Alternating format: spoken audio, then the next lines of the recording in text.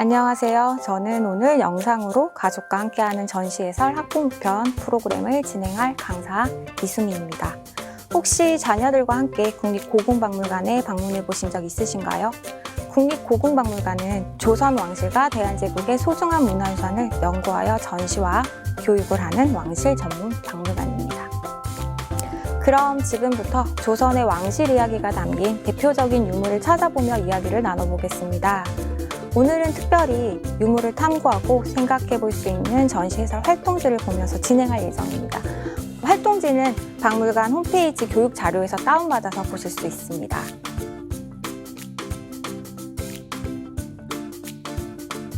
이 영상을 보신 후에 박물관에 방문하셔서 부모님이 직접 자녀에게 유물에 대한 이야기를 들려주고 함께 생각해 보도록 하는 것이 오늘 교육의 목표입니다. 따라서 유물을 이해하고 폭넓게 탐구할 수 있는 내용과 더불어 생각할 수 있는 질문을 준비해 보았습니다. 그럼 이제 본격적으로 시작해 보겠습니다. 활동지 2페이지에 있는 마인드맵이 있습니다. 만약 박물관에 방문하신다면 자녀와 함께 국립고궁박물관 하면 떠오르는 생각을 마인드맵으로 작성해 보세요. 활동이 끝난 후 다시 한번 마인드맵을 작성해보면 자녀의 생각 주머니가 어떻게 뻗어나갔는지 비교해 보실 수 있습니다. 변화된 생각에 대해 이야기를 나누는 시간을 가지신다면 더욱 의미 있는 활동이 됩니다. 국립고궁박물관은 3층에 걸쳐 7개의 상설 전시실과 기획 전시실로 구성되어 있습니다. 오늘은 그 중에서 3곳의 상설 전시실에 있는 유물을 중심으로 설명하려고 합니다. 이후 박물관을 방문하여 직접 관람하실 경우 여러 유물에 대해 많은 정보를 주는 대신 유물을 자세히 관찰하고 충분히 생각할 시간을 주세요. 관람 시간은 1시간을 넘기면 집중력이 떨어지니 생각하는 시간을 포함해서 30분에서 1시간 내에 관람을 마치기를 권장해 드립니다.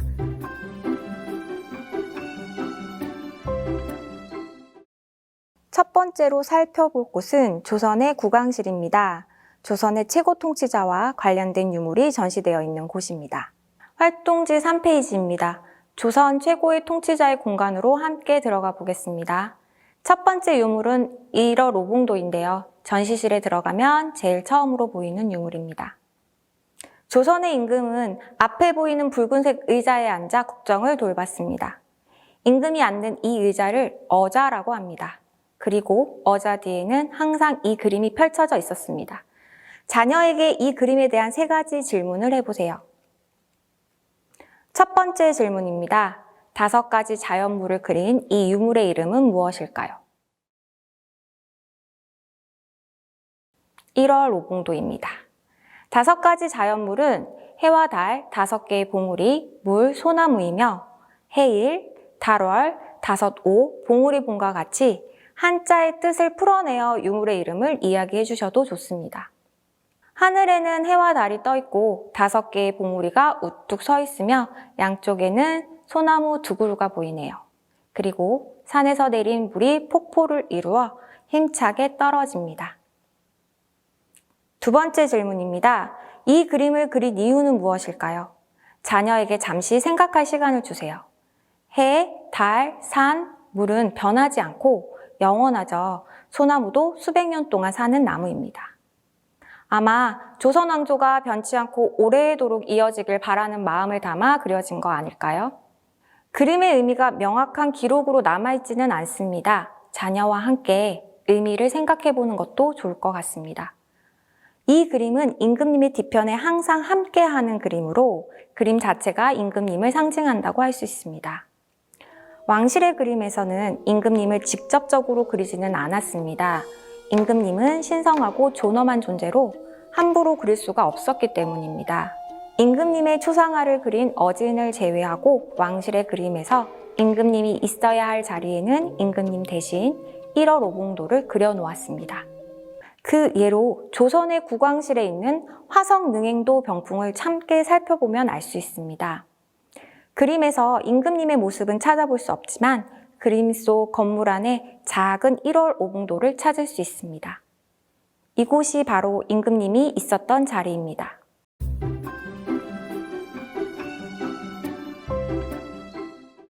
여러분이 알고 있는 세계유산은 어떤 것이 있나요? 종묘, 창덕궁 등 우리나라에 꽤 많은 세계유산이 있죠. 이러한 세계유산 외에도 세계기록유산이라는 것이 있는데요. 마찬가지로 전 세계의 귀중한 기록물을 보존하기 위해 유네스코에 등재된 유산입니다. 고궁박물관에도 세계기록유산이 있는데요. 그 중에서 우리가 찾아볼 유물은 어보입니다. 앞에 보이는 유물이 바로 어보입니다. 어보는 무엇일까요? 질문 후에는 자녀에게 잠시 생각할 시간을 주세요. 어보는 임금님의 도장을 말합니다. 임금님의 의자는 어좌, 임금님의 명령은 어명이라고 하는데요. 이와 같이 어라는 글자는 임금님을 가리키는 단어입니다. 어보는 대상에 따라 임금과 왕비 이상은 보통 보라는 용어를 쓰고 세자나 세자비는 인이라는 용어를 씁니다. 또 재질에 따라 금으로 만들면 금보, 옥으로 만들면 옥보라고 하여 재질을 구분하기도 합니다. 마지막으로 사용하는 용도에 따라 구분하기도 합니다. 외교에 사용하는 인장, 임명장에 사용하는 인장, 군사명령을 내리는 데 사용하는 인장 등 나라를 통치하는 데 사용하는 인장이 있습니다. 개인을 위해 만드는 도장도 있습니다. 왕세자, 왕비 등 책봉명이 새겨진 도장입니다. 왕세자가 되거나 왕비가 되면 그 지위에 맞는 도장을 받게 됩니다. 개인을 위해 지급되는 또 다른 도장으로는 덕을 기리는 존호, 살아생전의 행적인 시호가 새겨진 도장이 있습니다. 대표적으로는 세종대왕 어보를 예를 들어 살펴보겠습니다. 세종대왕 어보는 돌아가시고 난 후 살아생전에 훌륭한 행적, 즉 시호를 새긴 도장입니다. 한자로 영문예무, 인성명효, 대왕지보라고 쓰여 있습니다. 내용은 우리 대왕님은 그래도 뛰어나시고 무예도 뛰어나시고 효도도 잘하시는 분입니다 라는 의미입니다. 조선의 국왕실에는 어떤 어보가 있는지 한번 살펴보세요. 먼저 어보와 어보 상자를 함께 관찰하면서 탐구하는 질문을 해볼까 합니다. 유물을 살펴보며 질문해 주세요. 어보는 무엇으로 만들었을까요? 귀중한 물건인 만큼 금, 은, 옥과 같이 귀한 재료로 만들어졌어요. 금보는 모두 다 귀한 금으로 만들었을까요? 동으로 만든 후 금을 바르는 도금을 했어요. 순금으로 만들면 너무 물러서 찍을 수 없습니다. 또 검소함을 숭상하는 조선에서 순금을 사용하는 것도 주저하였을 겁니다. 도금을 해서 격도 잃지 않으면서 검소함을 보일 수 있으니 참 적당하다고 생각되는데요. 도금에서는 이런 의미와 내용이 있다는 것을 설명해 주시면 좋을 것 같습니다. 어보를 직접 만져볼 수는 없지만 자녀에게 어보의 무게는 어떨까요? 라고 질문해 보세요. 어보의 실제 무게는 약 4kg 정도 된다고 하니 상당히 무거웠겠죠. 어보의 손잡이에 장식된 동물은 무엇인가요? 거북이가 장식되어 있어요. 혹시 다른 모양은 없을까요? 용이 장식된 어보도 있습니다. 보통 임금은 거북으로, 황제는 용으로 장식했습니다. 어보는 어떻게 보관했을까요? 어보 옆에 2개의 상자가 있습니다. 어보를 담았던 상자입니다. 안에 있는 상자는 내함이라고 하며 바깥 상자는 외함이라고 합니다. 두 상자는 무엇으로 만들어졌을까요? 자녀가 자세히 관찰하고 생각해 보도록 시간을 주세요. 어보와 마찬가지로 내함은 주로 동으로 만든 후 금을 발라 만들었답니다. 외함은 나무로 만들고 사업피를 말려 붙인 후 빨간색으로 칠을 하였습니다. 외함의 뚜껑에도 거북이 모양을 찾아볼 수 있습니다. 이렇게 하나하나 품격을 높여 만들었네요. 왕실공예의 정수를 여기에서 그대로 확인해 볼 수 있습니다. 어보에 대한 내용을 모두 탐구하고 난 후 질문을 해주세요. 소중한 사람에게 어보를 만들어준다면 어떤 내용을 담고 싶은가요? 자녀에게 다른 소중한 사람이 누구인지 어떤 이야기를 담을 수 있을지도 묻고 답하며 이야기를 나누어 보시면 좋을 것 같습니다. 어보를 포장하는 방법을 전시실에 있는 영상으로 알아보도록 하겠습니다. 시간이 가능하다면 영상을 시청해 주세요. 전시된 유물에서 관찰하기 어려운 것을 시각적으로 다양하게 볼 수 있어서 훨씬 이해하기 쉽습니다. 먼저 보자기로 어보를 감싼 후 명주실로 만든 끈으로 묶습니다. 보자기의 모서리에는 금종이와 푸른색 술이 달려 있습니다. 보자기로 감싼 어보는 금속으로 만든 상자, 내암에 넣고 움직이지 않게 빈 공간을 솜으로 채우고 벌레를 막아주는 향을 넣어줍니다. 내암을 다시 보자기와 끈으로 감싸 묶고 외암이라는 바깥 상자에 넣어 마찬가지로 빈 공간을 솜으로 채우고 벌레를 막아주는 향을 넣습니다. 그런 다음 뚜껑을 닫고 자물쇠로 잠근 후 열쇠를 주머니에 넣어 외암에 걸어둡니다.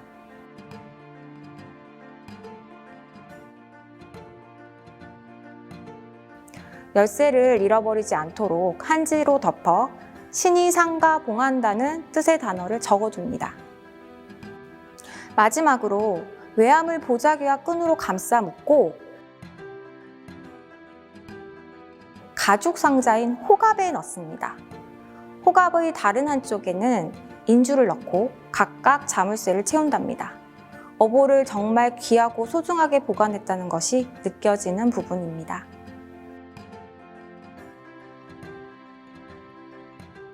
함께 알아두면 좋을 유물도 소개해드리겠습니다. 개인에게 주어진 어보는 어책 교명과 함께 받습니다. 어책은 어보와 함께 짝으로 받습니다. 재질에 따라 대나무로 만들었으면 대나무 죽자를 써서 죽책, 귀한 옥으로 만들었으면 옥책이라 부릅니다. 물론 지위에 따라 어책의 재료도 달랐는데 왕과 왕비에게는 옥으로 만든 옥책을, 왕세자와 왕세자 빈에게는 대나무로 만든 죽책을 올렸습니다. 대한제국이 선포된 이후에는 황후에게 금으로 만든 금책을 올렸습니다. 어책은 어보와 함께 세계기록유산에 등재되어 있습니다. 교명은 임금님이 왕비, 왕세자, 왕세자 빈을 책봉할 때 내려준 임명장입니다. 책봉한다는 내용과 함께 왕비나 왕세자가 갖추어야 할 덕목이 적혀 있습니다. 5가지 비단실로 짜서 만들었고 붓으로 글을 쓰고 마지막에는 임명장에 찍는 시명지보라는 도장이 찍혀 있답니다. 보관할 때는 두루마리처럼 말아서 보관했습니다.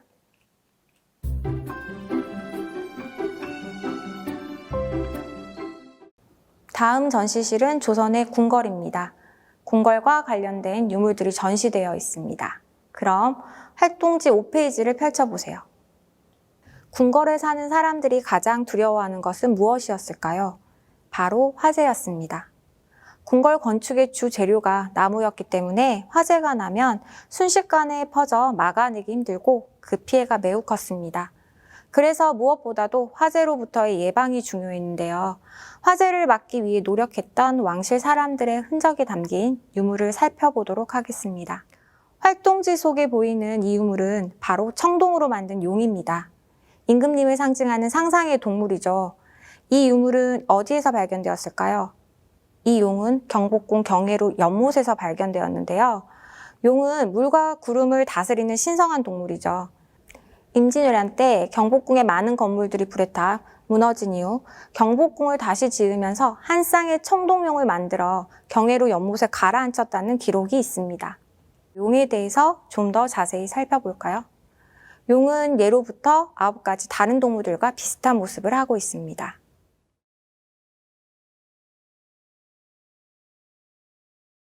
먼저 자녀와 함께 청동용을 관찰하면서 어떤 동물을 닮았는지 이야기해 보세요. 용은 어떤 동물들의 모습을 닮았을까요? 눈은 토끼의 눈, 목덜미는 뱀, 귀는 소의 귀, 머리는 낙타의 머리, 주먹은 호랑이의 주먹, 배는 조개 껍데기, 비늘은 물고기의 비늘, 뿔은 사슴의 뿔, 발톱은 매의 발톱을 닮았습니다. 이 유물을 만든 이유가 무엇인지 아는 것이 중요하겠죠. 물과 구름을 다스리는 용은 물을 머금고 있어 불장난을 하는 신들이 나타나면 궁궐을 지켜준다고 합니다. 즉, 궁궐의 화재를 막아주길 기원하는 마음으로 만든 것이었습니다. 청동용과 같이 화재를 막기 위해 만들어진 다른 유물도 함께 찾아보겠습니다. 여기에 붉은색 종이가 있습니다. 종이에 무슨 글자가 있나요? 한자, 물숫자가 크게 적혀 있습니다. 눈을 크게 뜨고 자세히 살펴보면 글자 안에 더 작은 글씨가 가득 적혀 있답니다. 어떤 의미를 담은 한자일까요? 용용자가 빽빽하게 적혀 있죠. 약 1000여 자가 쓰여 있습니다. 용이 불을 막는다고 생각한 것을 이 유물에서도 확인할 수 있습니다. 이 종이는 일종의 부적으로 화재 예방을 바라는 마음으로 경복궁 근정전을 새로 지을 때 넣어두었답니다. 여기에 있는 육각형 음판에도 물 숫자가 새겨져 있습니다. 이 유물도 경복궁 근정전을 새로 지을 때 넣어둔 것입니다. 육각형을 서로 붙이면 숫자가 3개 모여 물, 아득할 묘자처럼 보이는데요. 여기서 아득하다는 말은 넓은 물을 상상하면 됩니다. 넓은 물이라는 것은 무엇을 의미할까요? 넓은 물이란 많은 양의 물을 뜻하겠죠. 경복궁을 화재로부터 지켜준다는 의미가 아닐까요? 여기서 우리는 작은 유물에도 화재 예방을 위한 궁궐 사람들의 마음을 느낄 수 있답니다. 궁궐은 화재뿐 아니라 나쁜 기운인 애군을 막기 위한 장치도 곳곳에 설치해 두었습니다. 흙으로 빚어 기와처럼 구워 지붕 위에 둔 이 유물을 잡상이라고 합니다. 이들은 각각 대당사부, 손행자, 마화상, 사화상이라 불리는데 모두 나쁜 기운을 막는 역할을 한답니다. 어디선가 들어본 것 같은 이름일 텐데요. 삼장법사와 손오공, 접팔계, 사오정을 알고 계시죠? 바로 오래전부터 전해오는 중국의 소설 서유기에 등장하는 신들이랍니다. 손오공 일행이 삼장법사를 지키고 사악한 것을 물리쳤듯이 궁궐에 사악한 것을 물리쳐주기를 바라며 만들었던 것으로 보입니다.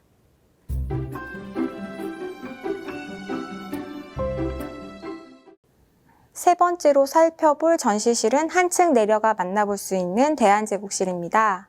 활동지 6페이지를 살펴볼까요? 임금의 얼굴을 그린 그림을 어진이라고 하죠. 궁궐에는 임금의 초상화를 모신 건물이 따로 있습니다. 후대왕은 선왕이 살아계실 때처럼 그곳에 인사를 드리곤 했답니다. 하지만 안타깝게도 6.25 전쟁 때 화재로 인하여 대부분 불에 타 사라지고 몇 점의 어진만이 남아 있습니다.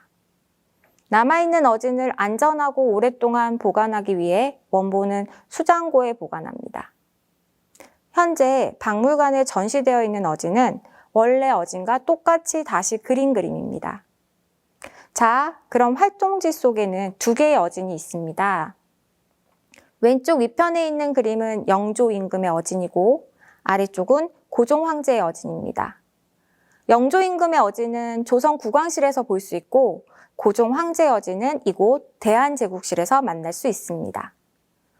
먼저 첫째로 2개의 어진을 관찰하고 눈에 띄게 다른 점을 물어보세요. 어떤 점이 다를까요? 바로 옷 색깔이 다르다는 점이죠. 임금의 옷을 골룡포라고 하는데요.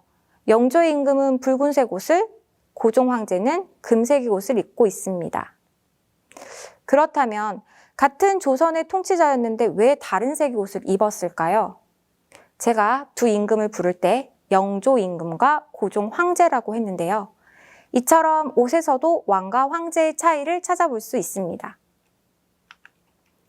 조선 왕실의 임금인 영조와 다르게 고종은 나라의 이름을 대한제국이라 바꾸고 그 격에 맞게 임금이 아닌 황제라 칭했습니다.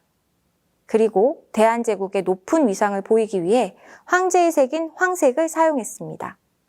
임금을 상징하는 것 중 앞서 만났던 유물을 다시 한번 떠올려 볼까요? 1월 오봉도와 용은 왕의 권위를 보여주는 상징물이었죠. 조선시대를 지나 대한제국이 되면서 황실의 격에 어울리는 상징물을 만들어 사용했답니다. 활동지 6페이지를 볼까요? 대한제국 황실을 상징하는 문양들이 있어요. 유물을 하나하나 관찰하면서 각각의 문양이 담긴 유물을 찾아보고 그 이름을 적어보세요. 첫 번째 문양은 오얏꽃입니다. 오얏은 자두의 순우리말로 오얏꽃은 자두꽃을 말합니다. 한자로는 이화문이라고도 불리는 오얏꽃 문양은 대개 5개 꽃잎에 각각 3개씩 꽃술이 있는 모양을 기본으로 하며 대한제국 황실의 여러 유물에서 찾아볼 수 있습니다. 3가지 문양을 자녀에게 찾아보도록 하세요. 대표적인 유물은 숭종 황제가 탔던 어차로 미국 제너럴 모터스사가 제작한 차입니다. 차체에는 황실 문장인 황금 오약꽃 장식을 붙였고 내부는 오약꽃이 수놓인 황금색 비단으로 꾸며 황실 어차로서 위엄과 화려함을 갖추었습니다. 대한제국 황실에서 사용한 식기에도 대한제국의 상징인 황금색의 오약꽃과 금선을 이용하여 장식한 것을 볼 수 있습니다.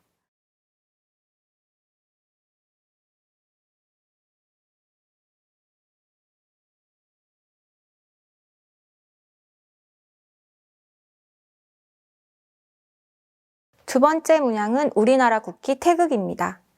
19세기 말 국제교류가 활발해지면서 국기의 필요성이 생겼고 이후 대한제국을 상징하는 대표적인 문양으로 사용되었습니다. 대표적인 유물은 대한제국 여권입니다. 굵은 외곽선 바깥쪽 상단 가운데 두 개의 태극기를 교차하도록 배치했습니다. 또 다른 유물은 프랑스 파리 일간지인 르프띠 저널의 1900년 12월 16일자 신문부록입니다. 1900년 프랑스 파리에서 개최된 박람회에 참여한 한국의 전시관 모습을 보여주는 사파가 전면에 걸쳐 칼라로 인쇄되어 있으며 기와를 올린 전통 한국식 2층 건물과 한복을 착용한 인물들이 보이고 오른쪽 위에는 태극기가 있습니다. 세계 무대 속에서 대한제국을 상징하기 위해 태극기가 사용되었다는 것을 알 수 있습니다. 세 번째 문양은 무궁화입니다. 오늘날 국화인 무궁화도 대한제국 때부터 사용되던 문양입니다. 대표적으로 문관, 칙인관 1등 복식에 나타납니다. 대한제국 때는 전통 복식에서 서양식으로 바꾸었는데 문관 복식에서도 그 변화를 알 수 있습니다.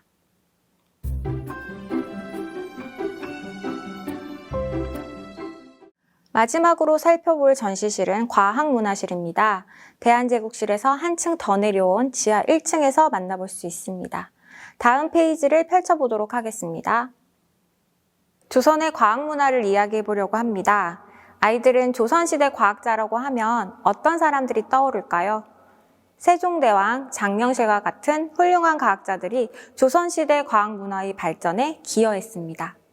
지금부터 유물을 통해 조선의 과학문화를 살펴보겠습니다. 먼저 활동지에 그림자로 표시된 두 개의 유물이 무엇인지 생각해보고 찾아보도록 해주세요. 활동지에 보이는 그림자는 각각 추구기와 앙부일구입니다. 백성들의 생활을 위해 만들어진 발명품이라는 점에서 그 의미가 뜻깊습니다. 첫 번째 유물, 추구기는 엄밀히 말해 위에 원통 그릇을 추구기라 하고 아래의 받침돌을 추구대라고 합니다. 추구기의 유물의 용도는 무엇일까요? 추구기는 비가 얼마나 내렸는지 그 양을 재는 기구입니다. 추구기로 어떻게 비의 양을 잴 수 있었을까요? 자녀와 함께 생각하는 시간을 가져보세요. 빗물이 통에 담기면 나무로 만든 자를 추구기 안에 넣어 그 깊이를 재서 확인했다고 하는데요. 추구기가 없었을 때는 비가 오면 땅에 젖은 정도를 보고 비의 양을 쟀다고 합니다. 하지만 흙의 상태에 따라 마르고 젖는 정도가 다를 수 있기 때문에 이런 방법으로는 정확하게 측정할 수 없었겠죠. 그래서 추구기가 발명되고 세종 임금 이후에는 추구기를 전국적으로 보급하여 활발하게 사용하였습니다. 두 번째 유물의 이름은 앙부일구입니다. 뒤집어 보면 가마솥을 닮아 앙부일구란 이름이 붙여진 해시계이죠. 앙은 안쪽 또는 열린 쪽이라는 뜻이고 부는 가마솥을 뜻합니다. 일구는 해그림자 또는 해시계라는 뜻이 있습니다. 정리해보면 앙부일구란 솥 안쪽을 닮은 해시계란 뜻이 되죠. 이름에서 알 수 있듯이 이 유물은 시계입니다.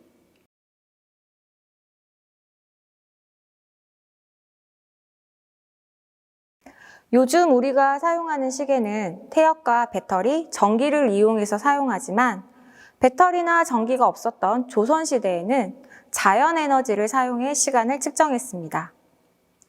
우리는 해가 떠 있는 시간에 사람이 서 있는 주변 바닥으로 생기는 그림자를 만나볼 수 있습니다. 이를 자세히 관찰해보면 그림자가 생긴 방향과 길이가 계절과 시간에 따라 다르게 나타난답니다. 여러분이 어릴 적 초등학교 과학 시간에 배웠던 이것을 이미 오래전부터 옛사람들은 알고 있었다는 사실을 이야기해주면 좋을 것 같습니다. 앙부일구는 시간 외에도 절기를 알 수 있습니다. 입춘, 하지, 동지라는 절기를 지금은 뉴스에서나 들을 법한 말이지만 예로부터 농경 생활을 한 우리 조상들에게 있어 계절의 변화는 매우 중요했다고 하죠. 앙부일구를 자세히 들여다보세요. 가로, 세로로 새겨진 선들을 보실 수 있습니다. 선들을 자세히 살펴보면 은은한 은빛으로 반짝이는 것을 볼 수 있습니다. 은을 이용해서 선을 새겨 넣은 것이랍니다. 실용성뿐만 아니라 아름다움도 신경 쓴 제작 기법을 살펴볼 수 있습니다. 세로선은 시간을, 가로선은 절기를 알려줍니다. 하지만 해식에는 해가 진 밤이나 비가 내리거나 흐린 날은 사용하기 어려웠겠죠. 이런 경우에는 어떻게 시간을 알 수 있었을까요? 밤낮의 영향을 받지 않고 사용할 수 있는 물시계가 있죠. 물시계가 처음 만들어졌을 때는 매일 물을 채워주어야 하고 항상 사람이 지키고 앉아 시간을 재야 하는 불편함이 있었다고 합니다. 이러한 부분을 안타깝게 여긴 세종은 장영실에게 명하여 자동으로 시간을 알려주는 물시계, 즉 자경루를 만들게 했죠. 그 결과 편리하게 시간을 확인할 수 있게 되었답니다. 자경루는 뛰어난 발명품으로 평가되는 과학유산입니다. 박물관에 전시되어 있는 자경루는 전문가분들이 남겨진 많은 자료를 연구하여 당시의 것을 그대로 재현하여 만든 복원품입니다. 먼저 유물을 찾아 생김새와 용도를 관찰했다면 이 과학기구를 만든 이유를 질문해 주세요. 당시 백성들의 생활을 생각해보면 그 답을 찾을 수 있습니다. 조선시대는 농경사회이고 절기에 따라 농사를 짓는 것이 가장 중요했습니다. 따라서 계절에 따라 비가 얼마나 오는지, 햇빛이 얼마나 비추는지를 알게 된다면 농사짓기가 한결 수월했겠죠. 과학기구를 발명하면서 백성들의 삶이 윤택해지기를 바라는 임금님의 마음도 느껴볼 수 있습니다. 안내문에 징, 북, 종이 울리는 시간이 표시되어 있습니다. 자동시계의 소리도 들어보시면 좋을 것 같습니다. 벽면에 조선시대 궁궐을 그려놓은 커다란 그래픽 그림이 있는데요. 창덕궁과 창경궁을 함께 그린 이 그림을 동궐도라고 합니다. 그림 속 궁궐을 자세히 살펴보면 곳곳에 과학기구들이 놓여 있는 것을 알 수 있습니다. 어떤 과학기구들이 보이시나요? 이러한 과학기구들을 만들고 궁궐 곳곳에 놓아둔 이유는 무엇인지 자녀와 함께 생각해 보세요. 태양과 달, 별 등과 같은 하늘의 움직임을 관찰하고 하늘의 뜻을 읽어 백성들에게 알려주는 것은 오직 임금만이 할 수 있는 일이자 임금의 역할이라고 생각했습니다. 무엇보다도 농사는 백성들의 생활과 밀접했기에 날씨와 시간을 확인하는 일은 더욱 중요했습니다. 그래서 궁궐 곳곳에 이러한 과학기구들을 두고 계속해서 관찰하고 연구하면서 백성들에게 도움을 주고자 한 것이겠죠. 자녀에게 백성들의 삶이 윤택해지길 바라는 왕의 마음이 과학기구로 발명되었음을 되짚어주는 것도 좋을 것 같습니다. 열심히 다니다 보니 어느덧 오늘 준비한 유물을 다 살펴보았네요. 박물관에는 수많은 조선 왕실의 유물들이 있지만 그 중에서도 특별히 여러분들과 이야기를 나누고 싶은 몇 가지 유물들을 만나보았습니다. 이제 앞서 작성해보았던 활동지의 마인드맵에 지금의 느낌을 적어보도록 해주세요. 시작할 때와 어떤 차이점을 느끼시나요? 이 시간을 통해 국립고궁박물관과 조금은 친숙해지고 조선 왕실의 문화에 대해서도 한결 가까워졌으면 하는 것이 저희의 바람인데요. 오늘 이 활동으로 직접 고궁박물관을 관람하여 즐기고 싶다는 생각이 들었으면 좋겠습니다. 그럼 또 다른 재미있고 유익한 컨텐츠로 찾아뵙겠습니다. 감사합니다.